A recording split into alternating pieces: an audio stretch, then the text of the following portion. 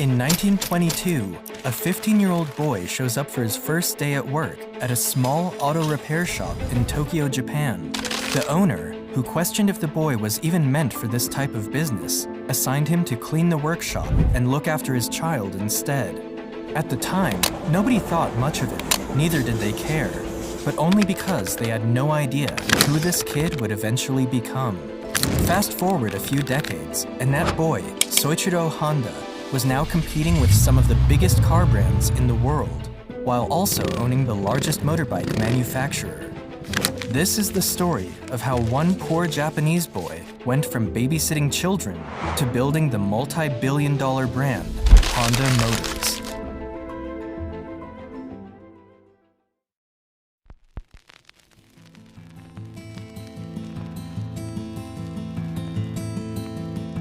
The story begins in 1906 in a small, poverty-ridden village called Tenryu, Shizuoka, at the foot of Mount Fuji.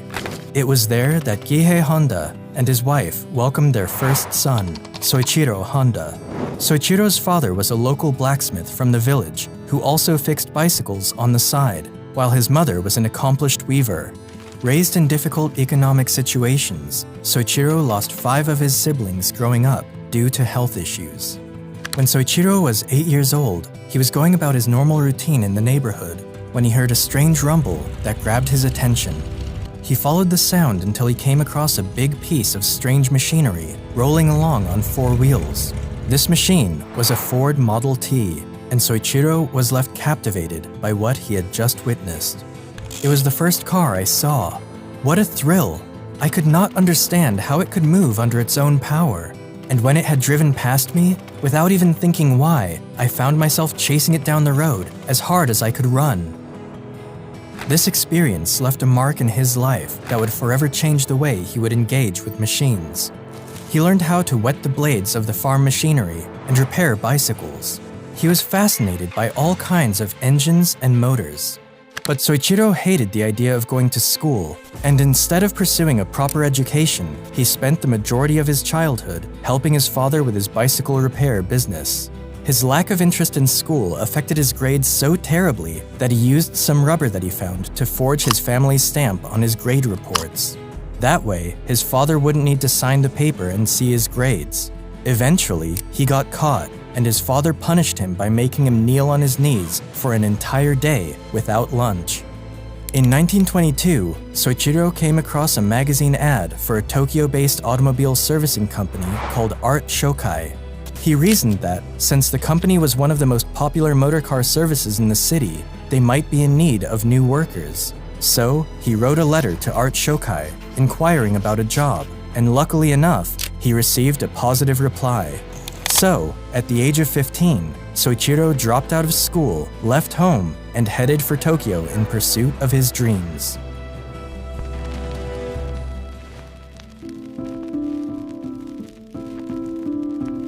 When Soichiro got to Tokyo, he was overwhelmed to see how fast and different city life was compared to the village he had come from.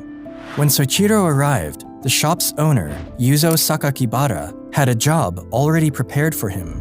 He was to babysit the owner's child. Soichiro was disappointed to find that over the next few months, he wasn't making any money, and the only work tasks he was assigned was to carry a baby wrapped around on his back. The only thing that made him stay was the shame of returning home a failure and facing his parents. As time went by, the owner couldn't keep up with the high demand of his automobile business, so he finally pulled Soichiro in to help him out. Even though Soichiro started out doing menial tasks, he gradually climbed his way up until he became a trusted mechanic at the company. His talent and dedication eventually caught the attention of the owner, who decided to take little Soichiro under his wing and teach him not only mechanical repairs, but the business side of the company as well. Although Sakakibara's repair work included both automobiles and bicycles, cars were not as popular then as they are today. Not only were automobiles a luxury that only people of the upper class could afford, but most of the automobiles around at the time were foreign-made. Through his work, Soichiro quickly became familiar with a wide range of automobiles, including Lincolns, Mercedes, Daimlers, and even various motorcycles that were brought into the workshop. Soichiro poured everything he had into expanding his knowledge and understanding of his craft. It was through this company that Soichiro was also introduced to the world of motorsports. Around this time, motorsports were quickly gaining popularity around Europe, America, and even Japan. And in 1923, Sakakibara himself began to build racing cars with the help of his workers, including Soichiro. Their first model was the Art Daimler, built using a second-hand Daimler engine, and their second model was the Curtiss. The Curtiss was made using another second-hand engine from an American Curtiss biplane, placed on the chassis of another American car, the Mitchell. This car would go on to race in the 5th Japanese Motor Car Championship in 1924, taking a stunning first position, with Sakakibara's brother as driver and Soichiro as the accompanying engineer. It was a special experience for the 17-year-old boy, and from then on, motorsports became his religion.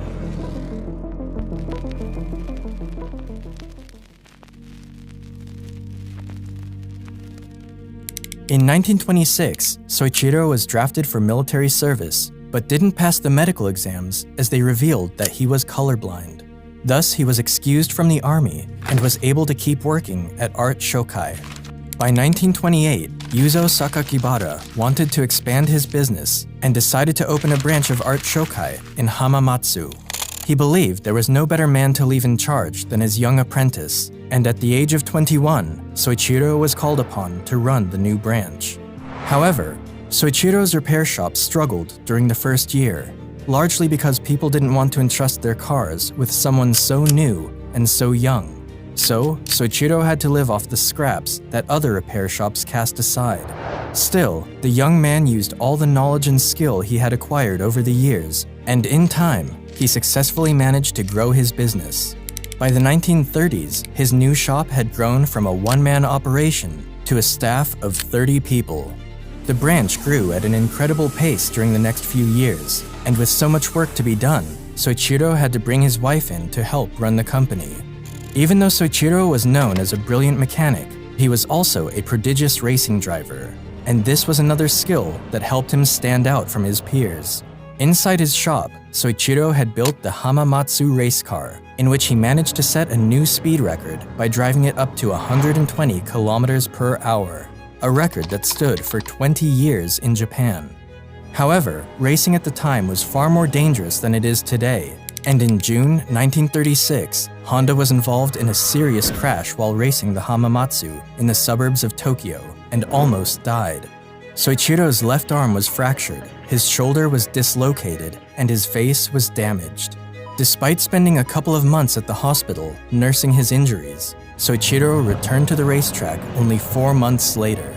His family, however, was unhappy with his return to racing, and after several arguments with his wife and father, Soichiro never raced again. By 1936, Honda became tired and weary of his repair work. He wanted to do more and was planning to move on to manufacturing car parts. He proposed turning the Art Shokai Hamamatsu branch into a separate company for this purpose, but the shareholders of the company disagreed with him.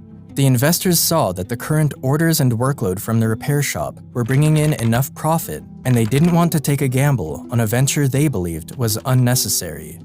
So, Soichiro decided to open his own company to manufacture piston rings, and founded the Tokai Seiki Heavy Industry, and made one of his close friends, Shichiro Kato, the president of his company.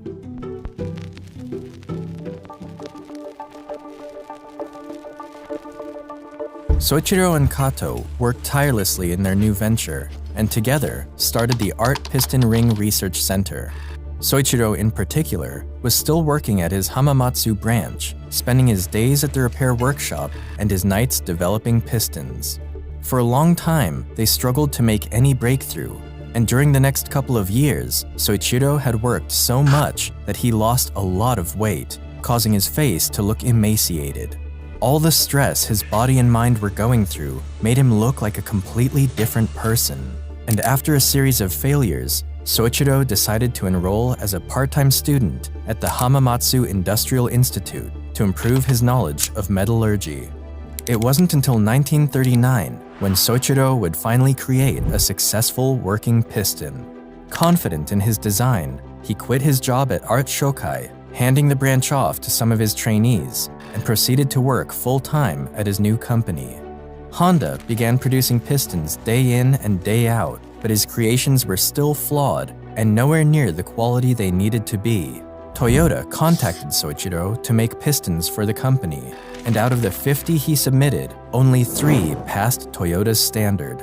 It was a big setback for Soichiro, but he didn't give up. He spent the next few years traveling around Japan, visiting steelmaking companies and universities to improve his knowledge of manufacturing piston rings. After gaining confidence in his knowledge and experience, Soichiro gave it another try. The result was incredible. Not only did his new pistons pass quality control, but orders also began to come in from all over the country, so much so that the company went on to employ around 2,000 people just to catch up with the orders. Things were starting to look great for Soichiro and his company, until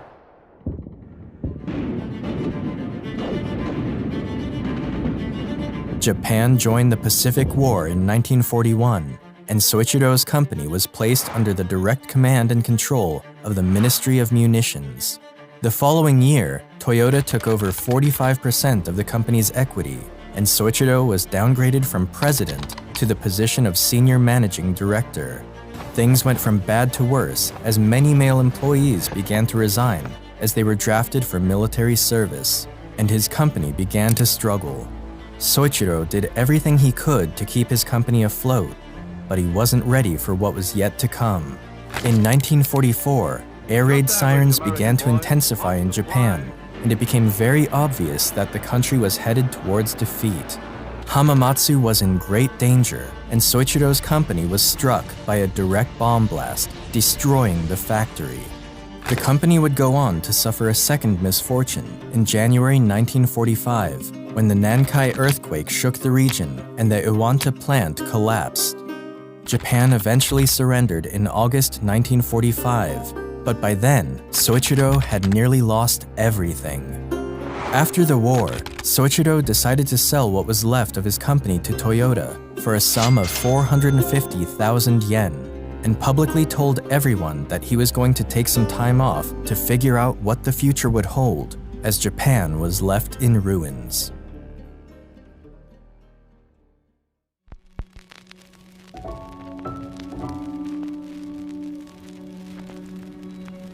A year after the war, the country experienced an economic meltdown that threatened the lives of its citizens. There was a shortage of food, clothing, and shelter, and resources were rationed. As a result, Soichiro couldn't even find enough gas to drive his car to the market and buy food for his family. One day, Soichiro came across a generator engine that belonged to the Japanese Imperial Army, which was used during the war to power up a wireless radio. He was fascinated with the engine, and after figuring out how it worked, a bright idea came to him. What would happen if he attached this engine to a bicycle? By no means was this a new invention. The practice of clipping a motor onto a bike was common in Europe, and a few of these had even made their way to Japan. But Soichiro knew the country was in desperate need of cheap transportation, and so, in 1946, Soichiro used his old warehouse to establish the Honda Technical Research Institute for the sole purpose of figuring out a way to make motorbikes. There, he and a staff of 12 men followed through with his idea and successfully managed to put together a motorbike using some engines he found along with other spare parts. These new bicycles instantly became a hit, and orders began to come in from different parts of the country. Soon enough, Soichiro was running out of used engines, so he decided to design and develop one of his own. In 1947, he finished the Type A engine, and for the very first time, the Honda name was emblazoned on a machine.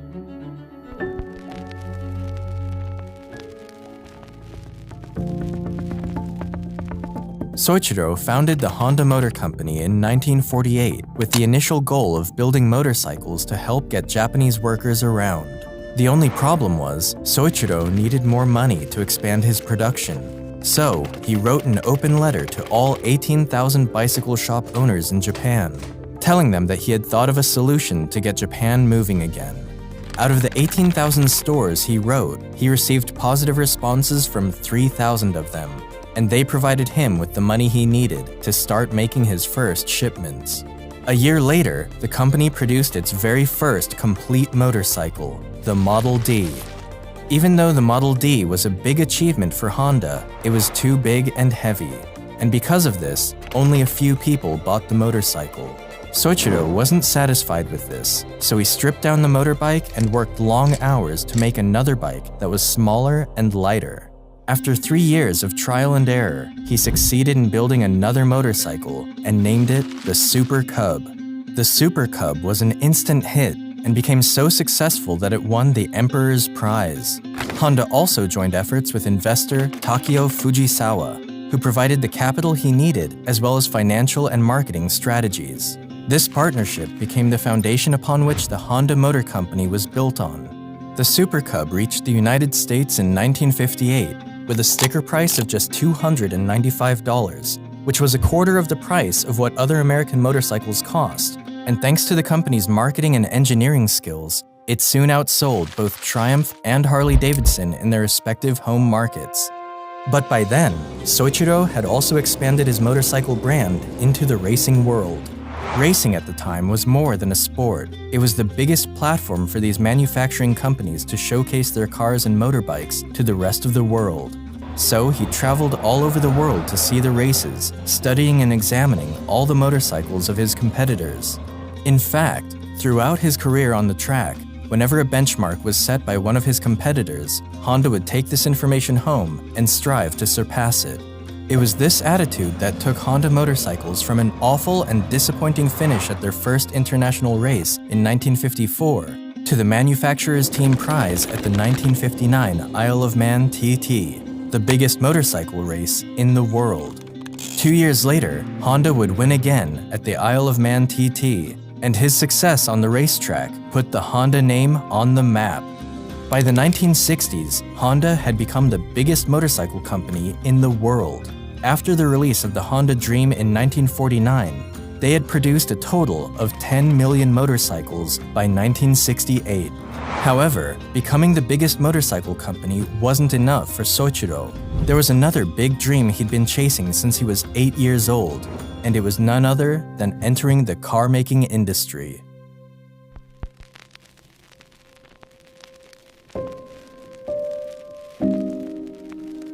When Soichiro announced he was going into the automobile market, many people warned him that it was too risky for the company and that he was better off just making motorcycles.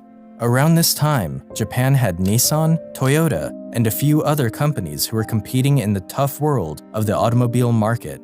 And Japanese officials tried to convince Soichiro that the country didn't need another car manufacturer, but Soichiro didn't listen to their arguments.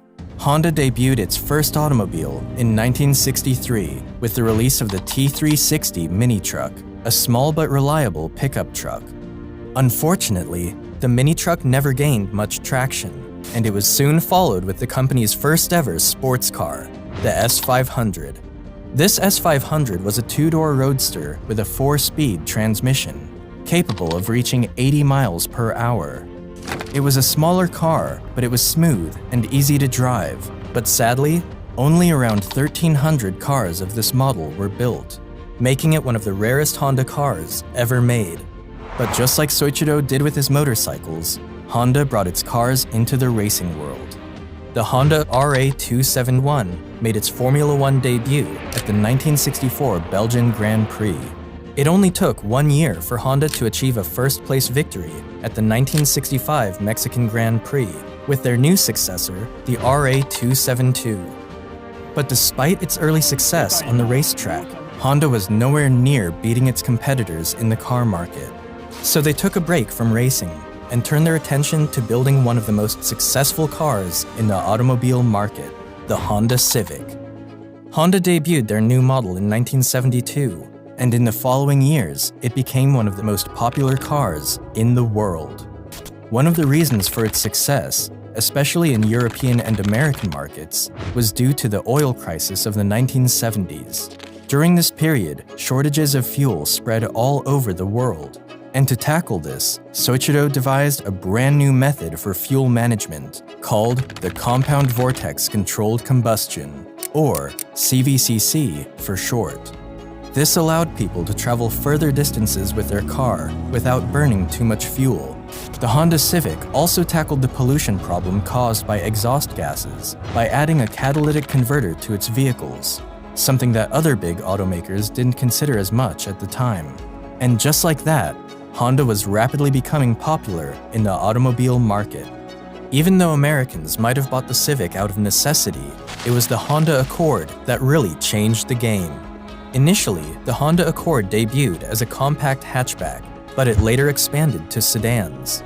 This new model contained the same fuel-efficient feature as the Civic, but with a better moderate size, and thanks to their wider interior space and comfort, the Honda Accord would later become one of the best-selling sedans in the automotive history.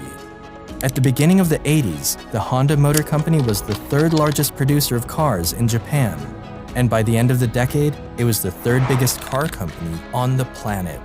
Soichiro Honda retired from the company in 1973 and later died on the 5th of August, 1991. Looking back on my work, I feel that I was doing nothing more than mistakes, blunders, and serious omissions. But I am proud of the achievements. Although I did one mistake after another, my mistakes and failures never occurred for the same reasons. Honda has now expanded into multiple industries, including jets, boat engines, power equipment, and robots, to name a few. Thank you all for watching. Make sure to subscribe and like the video. Until then, I'll see you in the next one.